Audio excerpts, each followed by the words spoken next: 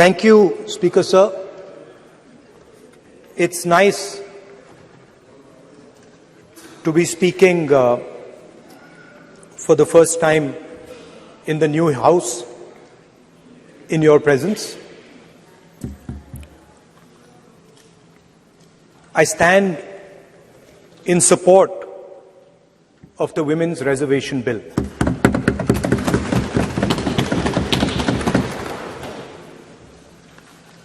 Yesterday, I was listening to the discussion and the issue of the Sengol came up. And there was a conversation, a to and fro, about the Sengol. And also a little bit about the conversation about the transfer of power from the British to the people of India.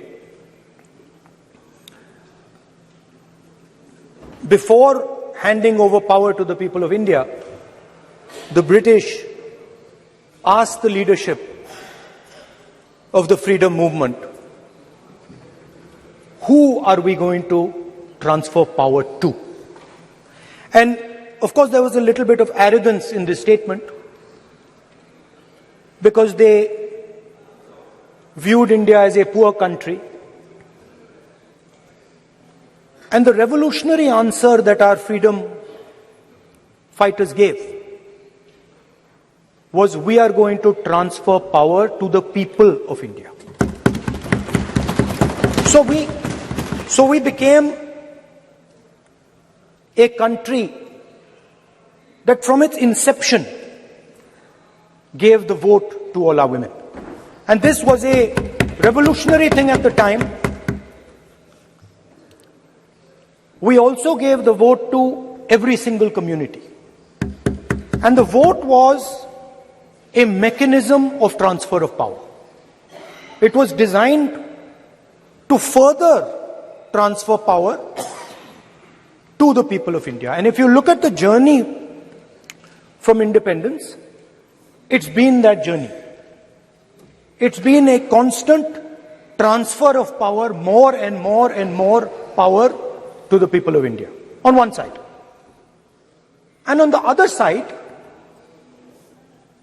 the counter idea, that take away power from the people of India. This is the fight that is going on. And in fact, in many ways, it is the fight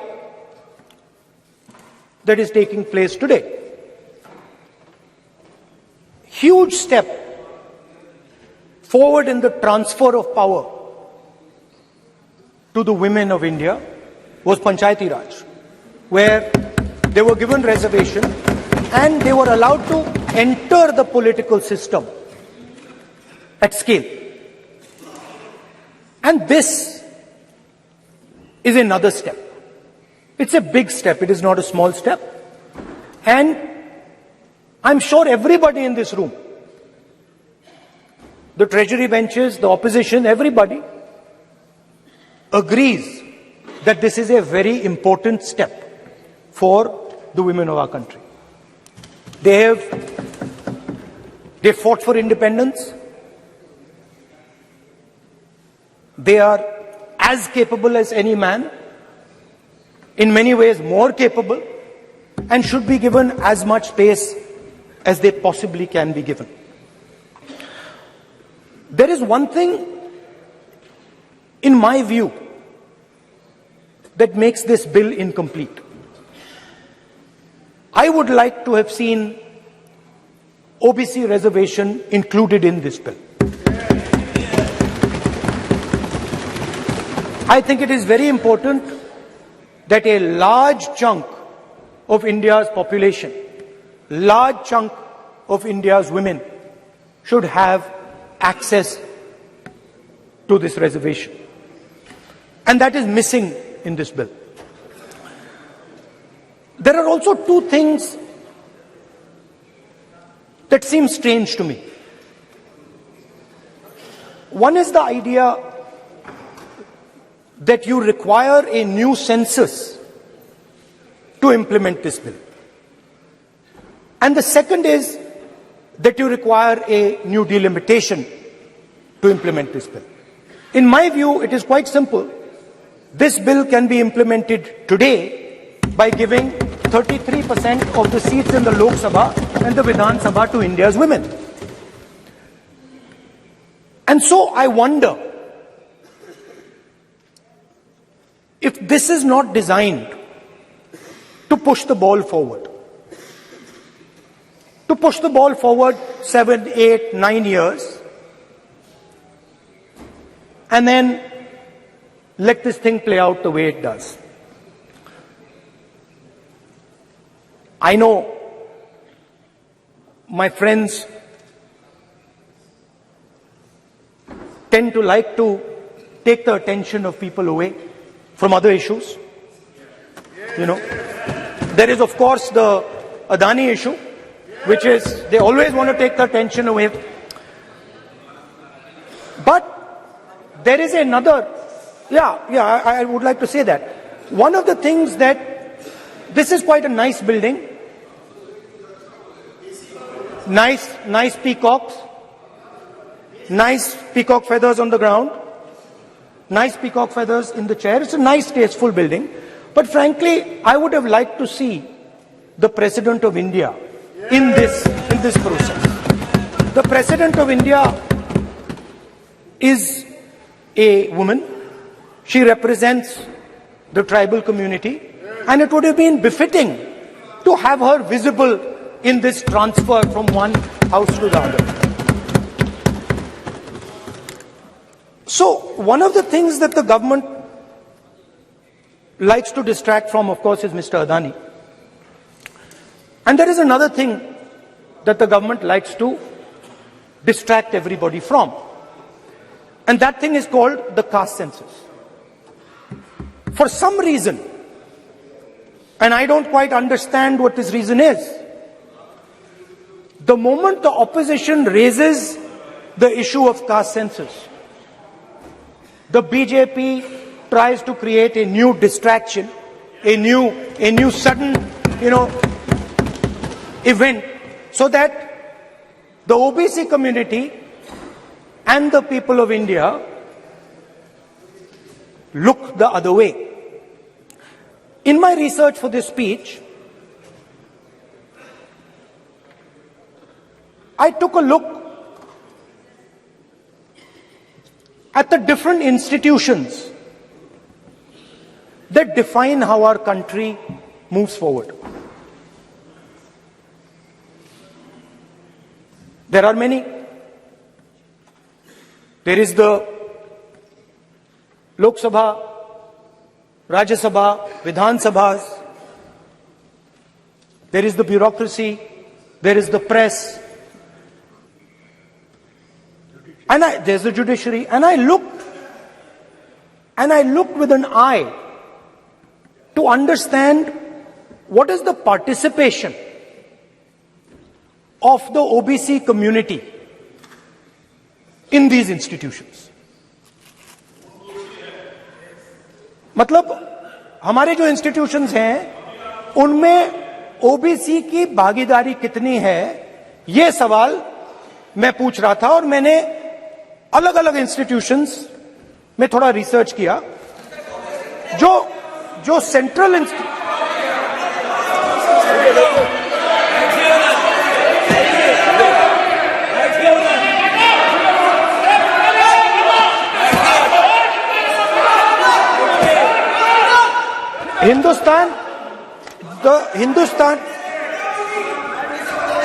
the central, don't worry, don't be scared, we are discussing, डरो मत, हम caste census की बात कर रहे हैं, डरो मत. तो मैंने, I checked, simple thing I did. I said, look, what is the most important set of people in the government of India? The people who define how this country is governed. Of course, Lok Sabha and Vidhan Sabha, but beyond that, they are the 90 secretaries of the government of India.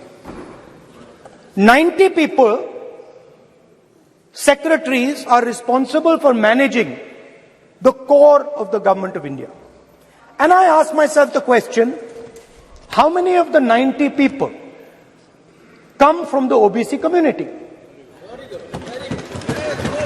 And I was shocked and shattered by the answer.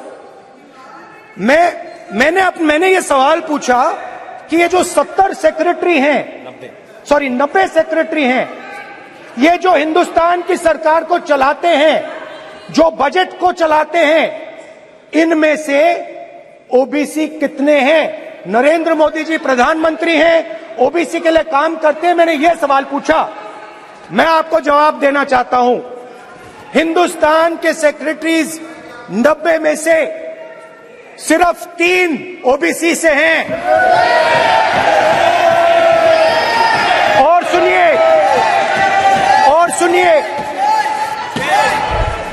और सुनिए, नहीं घबराइए मत, डरो मत, और सुनिए, ये जो सेक्रेटरीज हैं जो ओबीसी कम्युनिटी से हैं, ये हिंदुस्तान के सिर्फ 5% बजट को कंट्रोल करते हैं। मतलब अगर हिंदुस्तान का बजट 44 लाख करोड़ का है, तो ये 2.47 लाख करोड़, मतलब 5% कंट्रोल करते हैं।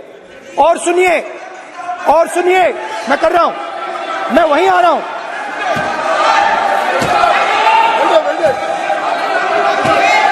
मतलब ये जो है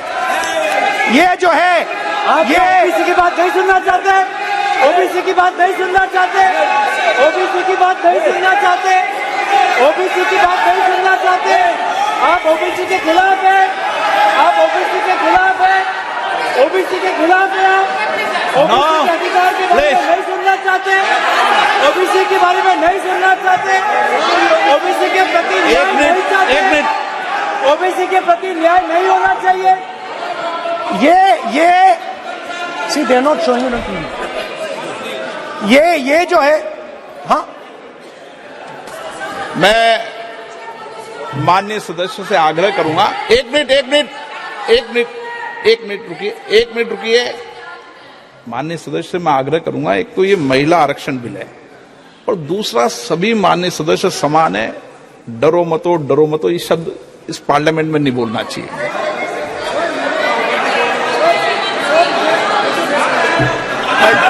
सर, ये जो डिस्कशन है, sir, speaker sir, this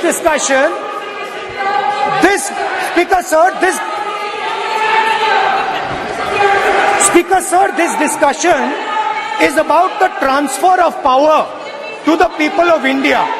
The women being one group of the people of India and the OBC community being another group of the people of India. And I am elaborating that the OBCs, who number a huge percentage, have 3% of the 90 secretaries of this country and control and define 5% of India's budget. This is an insult and a shame to the OBC community. ये OBC community का अपमान है। तो सवाल उठता है कि इस देश में कितने ओबीसी हैं, कितने दलित हैं, कितने आदिवासी हैं, और उस सवाल का जवाब सिर्फ कास्ट सेंसस से मिल सकता है। तो मेरा सरकार को एक सुझाव है, सबसे पहले ये जो महिला का बिल है, इसको आप पास कीजिए, आज पास कीजिए, ये जो आपके लागू कीजिए, और ये जो डिलिमिटेशन है जो आपने बोला है, और ये जो सेंसस है, इसकी कोई जरूरत नहीं है। 33% आप महिलाओं को सीधा दे दीजिए। और दूसरी बात, इसको बदलिए, इसको आप बदलिए। कैमरा नहीं है सर, कैमरा नहीं है, आपको ही दिखाएंगे सर, पूरा भाषण में आपको ही दिखाएंगे। ये आप बदलिए। ये जो लिस्ट है, ये ओबीसी समाज का अपमान है। 90 लोग हिंदुस्तान के सेक्रेटरी हैं, उनमें से 3 लोग ओबीसी समाज के हैं, 5% बजट को कंट्रोल करते हैं। तो जल्दी से जल्दी आप कास्ट सेंसस कीजिए, जल्दी से जल्दी जो हमने कास्ट सेंसस किया था उसका डेटा आप रिलीज कीजिए, और अगर आप नहीं करेंगे तो हम कर डालेंगे। Thank you.